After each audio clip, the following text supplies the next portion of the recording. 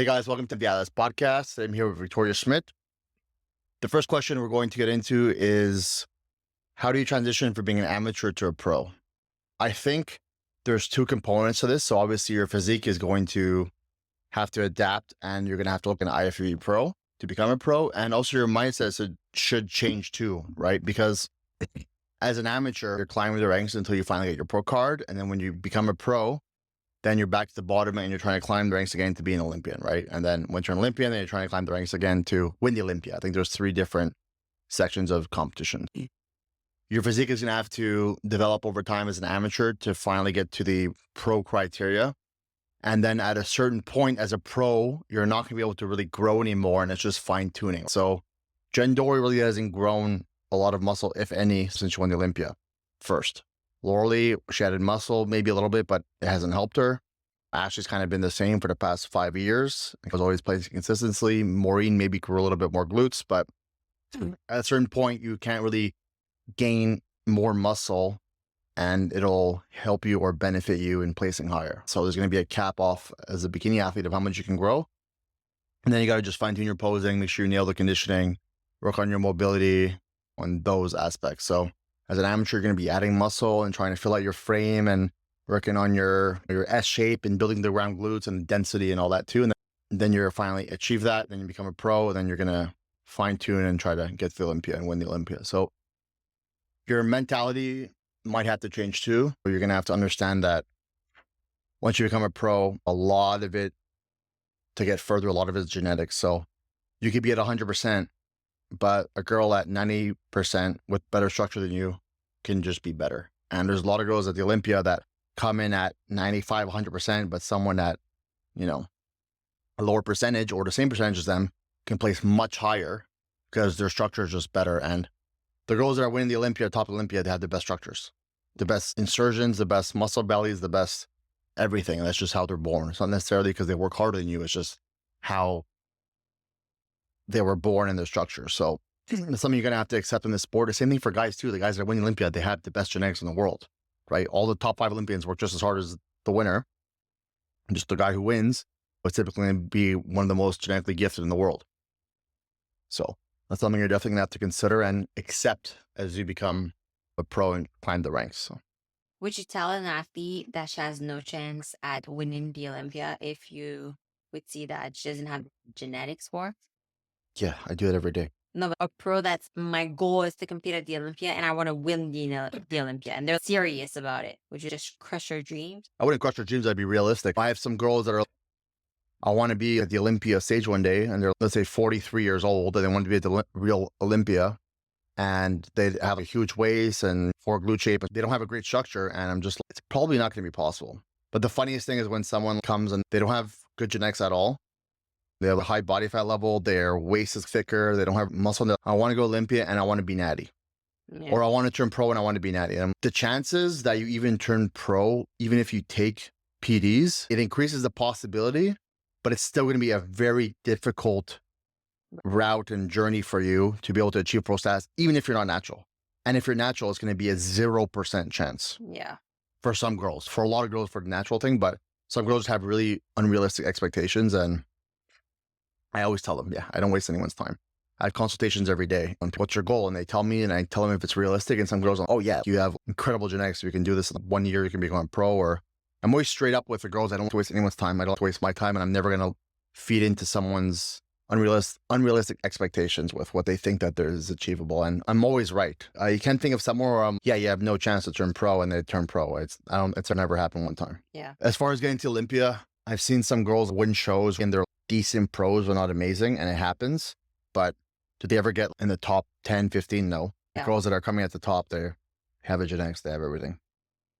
They have the whole structure. And it's not because, once again, it's not because they work harder. It's just because they're either, also they could have a good coach too, which helps. The only thing you can do as a competitor is get the most out of who you are and what your physique is genetically. So your goal should always be to be the best version of yourself based on what you're born with and given genetically. Yeah. So if you have a thicker waist, but it's the best version of you, and you go on stage, then that's it. You can't be, I only want to compete in a show if I'm going to win.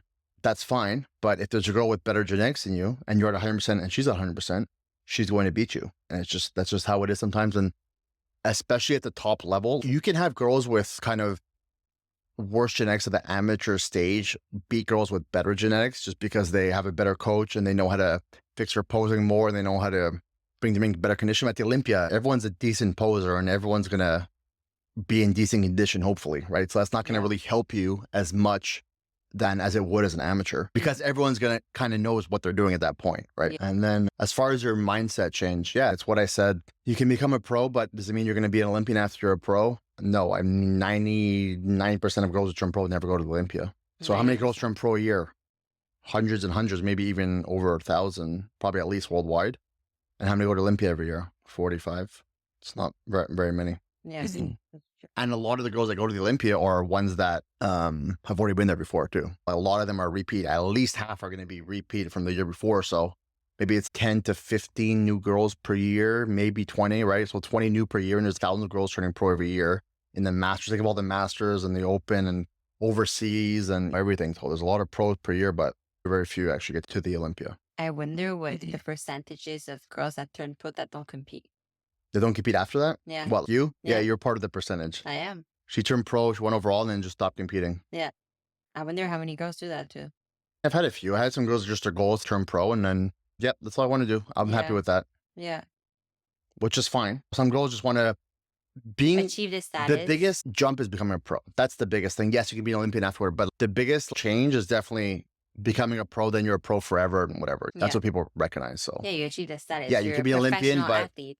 the difference between becoming like a pro to an Olympian, I think, is not as renowned as becoming an IFBB pro. That's the If you're baseline biggest accomplishment. Yeah. If you're not like top 10, top 5, yeah, Yeah, it's true. Yeah, if you're a top 5 Olympian, obviously, but for sure. I'm saying the biggest change is definitely from being amateur to becoming a pro. That's the biggest. That's cool. Yeah. Yeah, because you have that forever. Mm-hmm. And yes, you'll be an Olympian forever, but if you're placing last at Olympia every year, it's not really. Fifth and... Yeah. So next question is the importance of appearance on stage, makeup, hair, nails, jewelry, suit, and beauty, overall beauty. What would you say? It makes a huge difference. It's not just about, you said before, it's not just about your shape, it's about everything. Everything is counted, everything is looked up to. It really is. It's not if you're running and you're trying to run in 10 seconds. That's not it. It's all about What does that mean? Let's say you're running and Running where? you're a runner, and you're trying to can't beat right a now. time. Yeah. You're trying to beat a time. You're trying to run in 10 seconds.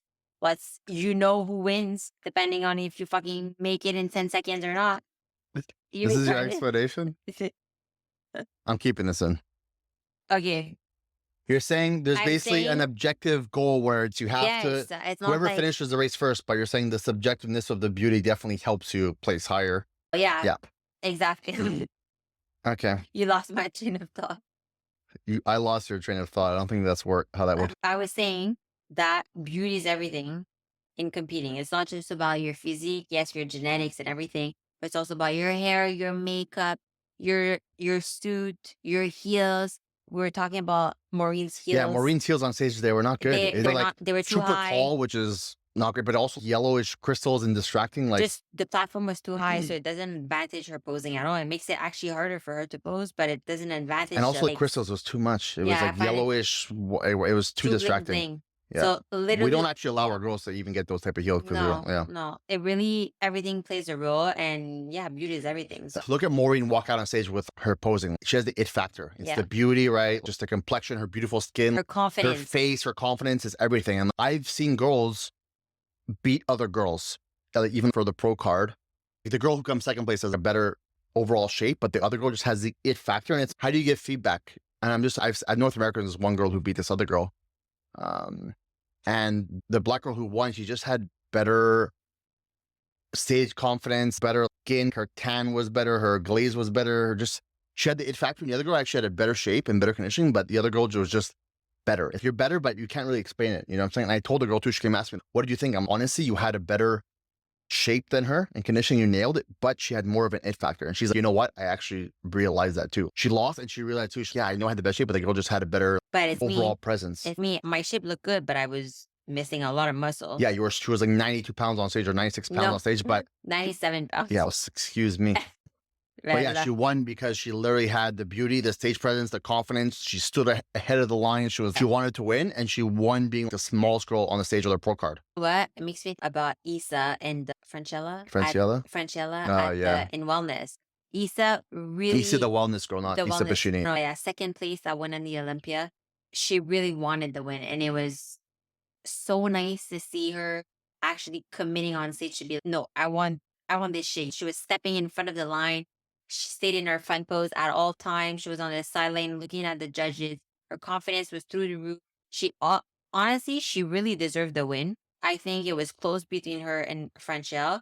And if it was her that would win the Olympia, that would have won the Olympia, I wouldn't have been surprised. Honestly, I wouldn't Yeah, in have the been wellness, yeah, surprised. she really won and she was really confident. But Yeah. I told Issa Bashini before stage, go in there, you're Miss Bikini Olympia. Oh yeah. You're not ninth last year, you're not this, you're there, you're going to win the Olympia. That's how you want. And you can see her confidence on the stage. She was confident, she was happy, she had the it factor, she walked out, damn, Issa's back. Yeah. And that's what even if you're not at your best, you need to go in if you have the confidence because the judges can feel it. The audience can 100%. feel it. Whenever Lorelei walks out on stage, everyone's like, Everyone's- damn, because no matter how she looks, even if she was soft, she has the confidence. You need that it factor. Every time Maureen walks out, even if you're not at your best. And I told Issa, you're in there, you won the Olympia 100 times, you're going in to win again. Yeah. Doesn't matter whether it happens or not. You need another to day. show that's how you feel, and it really makes it. If a girl goes on stage and her shoulders are down, and she's slouching, and she's not really smiling, and she's not making eye contact, and she's not has a smoothness, you feel it, right?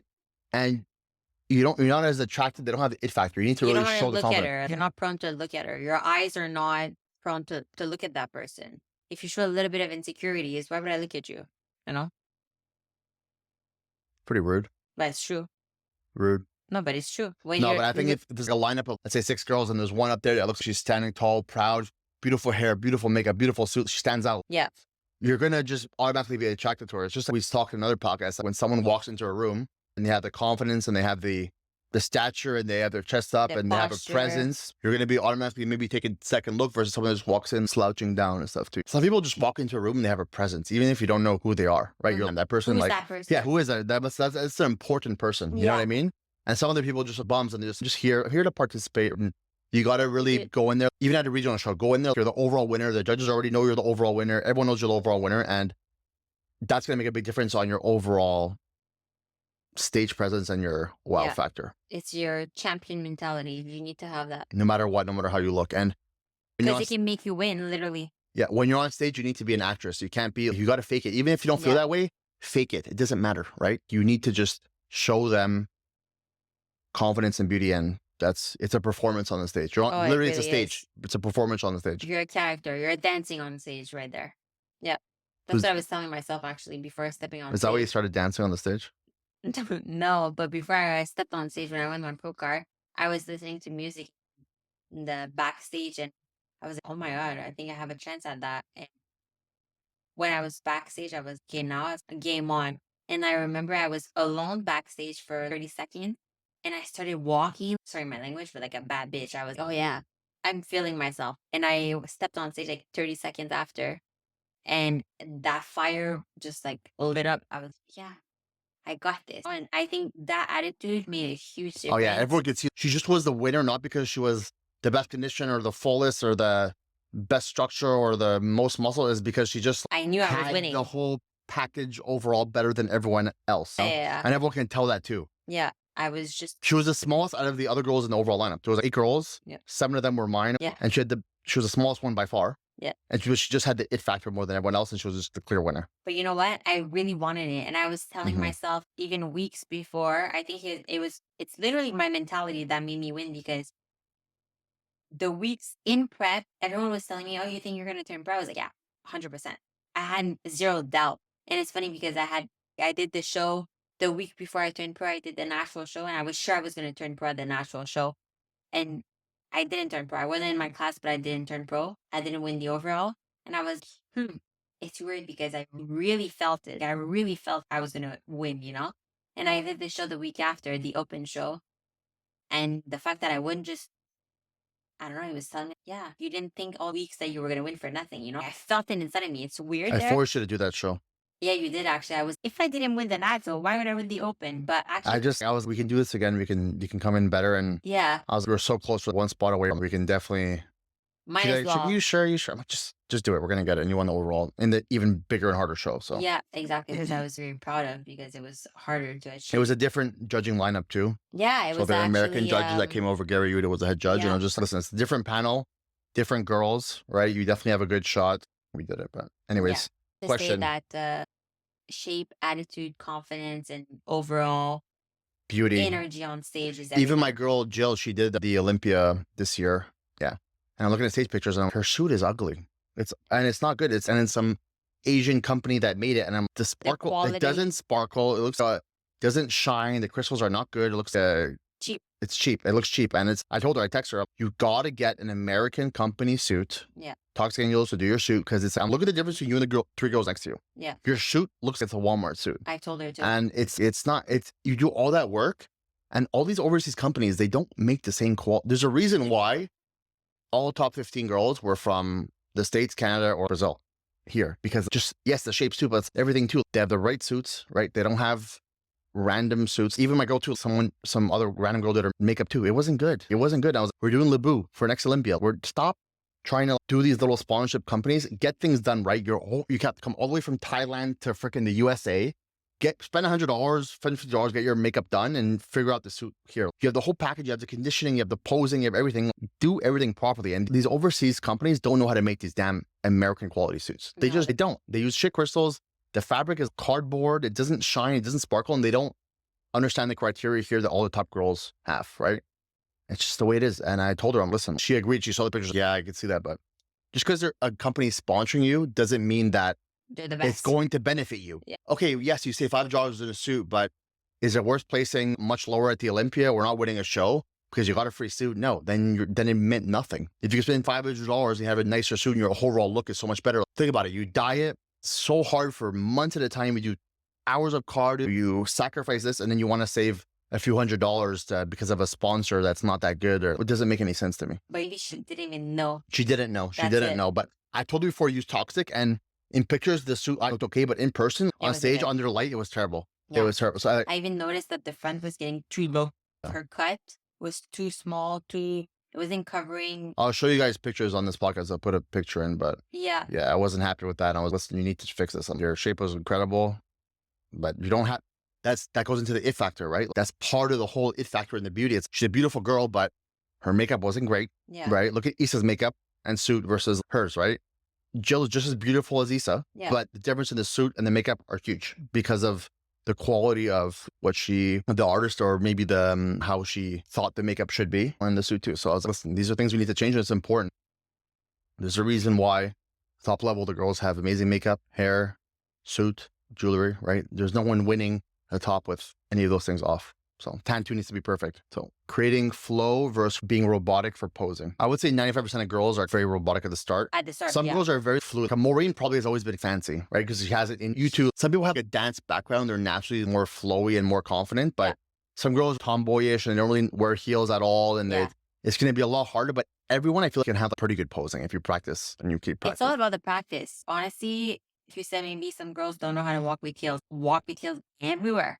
Walk with heels to the grocery. Clean your house walking with your heels. Try your best to just break your heels, walk with your heels, work on your ankle. It's got to be an everyday thing. If you're putting heels on and it feels weird and not comfortable and something that you're not used to, you're going to be a lot more robotic, right? But when you have something that's natural, you have more flow with it, right? You're going to have more experience and confidence with it, and it's going to come more naturally. If you put on the heels and you don't know how to walk because you don't have the experience, you're in an uncomfortable environment, it's going to be more robotic. It's just the way it is. But if it's hard to walk like it's not natural. Yeah, I know. I try all the time and it never works. Your natural foot doesn't want to curve, doesn't want to lift the heel as much. The more practice you have on the stage and the more confidence you have, and it's more natural. For Jen or Laura Lee or Maureen, you've been on stage so many times. It's just, it's a lot. You can have the audience of 3,000 people watching you, and it's a lot easier to just have the confidence and be able to perform on stage versus your first show where there's like 100 people in the audience and you're very nervous, right? I get it. Yeah. So the more confidence, the more time, you're going to have a lot more practice. So some girls are going to have it easier than others, just genetically too. They just have more flexibility, more movement with their hips and Some girls are just gonna have to work harder, but I think everyone can be a pretty good poser Everyone with can them. be a good poser. It's just Yeah. how Not natural the you're going to best, be. not everyone can be the best poser, but everyone can be a good poser. Yeah, I believe so Yeah. too. And also just learning how to deal with the nerves, because sometimes on stage we can see some athletes are shaking in all their positions. You need to control your nerves and control yourself, and just, it's another day at the office. You're doing, at the end of the day, there you prep for 4 months for these 15 seconds on stage. So you better calm down and show your best self. Yeah. Yeah. Next question is suit colors for skin tone / hair colors. Typically, I'll start with black girls. Typically, blue, red, purple, and sometimes green are good. I would take Anything green else too. is not really good. But No blondes, yellow. the same thing too. Blondes, red, royal blue for blondes is the best usually. Yeah, and Maybe even like a now the purple, but pink, the new pink, no, that's more that's in not good. stuff. I don't honestly. Pink on blondes makes you look like a Barbie. That's just what I think of every time. It looked good on Yeah, but Chelsea. yes. Yeah, I know, but on most it's just like you stand out. Let's say you have white, platinum blonde hair and you have a pink suit. You're gonna look like a Barbie on stage, and it's not cute. Yeah. No, okay. Not Yeah. platinum hair there, but depending on which blonde, more châtain. Oh yeah, châtain. Yeah, of course. What's a châtain? Type of cat? Which châtain? Not blonde. It's blonde Oh, dirty brown. blonde? Yeah. Yeah, okay. Yeah. Yeah. But either way, I really people didn't like Jen's green suit on stage. I actually thought it was nice because it reminds me back of 2018 when we were working together. We wore green suit, and she hasn't worn a green suit since 2018. So I kind of like that. She was always going to the purples. I think she's done purple every single time after that, different shades. But it was nice that she tried something different at work. I didn't mind that at all. The Maureen, the red and stuff too. I think the Latin girls or the darker skin girls, brownish, deeper tones. The The red reds is that very pop, the hot. royal blue. Yeah, it's nice. But Very nice. yeah. But some colors you don't want to do. For example, like Jordan's suit on the Olympia stage, like an orangish peach color. No, I messaged Margaret too, and after I was like, I don't get that suit. It's I just don't like get pastel, yellow, light. orange. Yeah. These Yeah, are that's colors. it doesn't It pop. looks good. They're nice colors, but not Not for a on the bikini stage. suit. No. Yeah. Yeah, exactly. And the green, not for everyone. And depends which green too. Not a green. You don't want light pastel colors. But those are fail almost every single time. I agree. You need a deep color, but you can experiment and see what looks good on you. But deep colors, don't do very pale colors. It never really doesn't look good on stage because there's a lot of lighting. And if you have very light colors, it's going to fade out the suit and it's not going to be. Honestly, yeah, because my suit was a little purple, but on stage with the light, it looked blue, but it was not blue at all. Yeah, but I'm talking about the colors that are more, they're not deep. Yeah. With all that, this is why you get tanned, right? Because if you're white on stage, you're going to look washed out. So that's why you get tanned. You have a darker skin tone. That's the same thing with the suits. If you have a light suit color, a very pale or pastel color, it's going to not be as vibrant on stage. Yeah. You know what I mean? Because there's so much intense light on you. So you can wear those colors at the beach, but don't do it on the stage. Yeah. There's one other topic I want to talk about. I've had clients, a lot of clients obviously come to me and they tell me about their life and stuff too. And they say, I went through a really hard time right now. I don't know if I can continue prep, or my boyfriend this, my husband this, my mom's sick. We have 400 girls. So obviously there's going to be a lot of things going on in life, right? Or our girls are like going through breakups. And they come to me and they say, I don't know what to do this prep. I think I should stop the prep. Maybe I should go into off season to fix the situation and stuff too. And my advice is typically when you're in a situation like this, and let's say you're in prep or you're in even an off season and you're going through something hard, a loss in the family, or you're going through a breakup or something difficult, it's always good to have some type of constant in your life that you have control over. So let's say something bad happens and your mom is extremely sick and she's in the hospital and you're not sure what to do, or your boyfriend cheated on you and you're breaking up, right? You have no control over these situations. If you just drop everything that you have, you're going to feel lost. You're not going to have anything you have control over. If you can keep yourself grounded by being consistent and having control over one thing, bodybuilding can definitely be that out there for you so that you can have control over something in your life. So let's say that your boyfriend cheat on you and you're in a 6-year relationship and now your life is a catastrophe. You have no control. You don't know where you're going to live. You don't know if you're going to sell your house or what's going to happen. At least you can meal prep your food. You're going to eat these 5 meals a day. You're going to go to the gym. You're going to do your cardio. You have control over something. So you're going to feel grounded in some way. If you're structured all the way through and then something bad happens and then it throws everything in some type of catastrophe and then you have no more control over anything, you're going to go into depression and you're going to feel completely out of whack. So try to keep your same sleep schedule if possible. Try to stay consistent with your bodybuilding and your diet and your lifestyle. And that's going to keep you a lot more focused and be able to deal with your emotions better than going off track and losing your diet and losing your cardio and losing your training and then losing your relationship or losing someone in your family. Everything happens at once, right? And then you're going to feel like you've lost control over everything and you're in a downward spiral. You're So losing yourself. so keep consistent with at least one thing. And I think bodybuilding is a really good outlet for you to use to be able to have control over something in your life so that you can stay grounded and in control over the situation that you might be experiencing. Yeah, So, that's so true. you agree? A lot of people even in lifestyle tell me the same thing. They're like, I have this going on, I have that going on, but thank God I had the accountability of the check-in. Every week I need to show up, and like it's not just about me, but it's about you too. I don't want to disappoint. I didn't pay for nothing. I'm committing to the Mhm. journey, and like I'm so happy that I have something to look up to every week, so that I keep this as my main structure. My life can be chaotic, but at least I have a structure and I have a goal to achieve that. I don't put like behind 100%. Yeah, if you're something really bad happens in your life and you lose everything about yourself and all of your goals go into the hole. Let's say you were about to do a competition, right? Like you're 6 weeks out and then you found out your boyfriend cheated on you, whatever. Yeah, Then that's you rough. lost your relationship and then you had a goal that you've been working on for a year and then that goes down the toilet because you stopped that. And then what do you have left? You feel like you have nothing, right? Yeah, Keep something that you have control over and you're eventually going to feel better about it. Don't drop everything at the same time and don't let just everything become a collapse. encompassing whirlwind around you of just uncontrollable situations that you really can't grasp and gather. So It's hard to do though. it's very hard to do, but that's going to keep you grounded. For example, let's say I've had my heart broken once in my life, and I think I was like 24 years old. And the one thing that kept me steady and not going to depression was just going to the gym and bettering myself. I can make my meals. I'm sad, but I can make my meals. I can go to the gym. I can do my cardio. I can still focus on this one thing.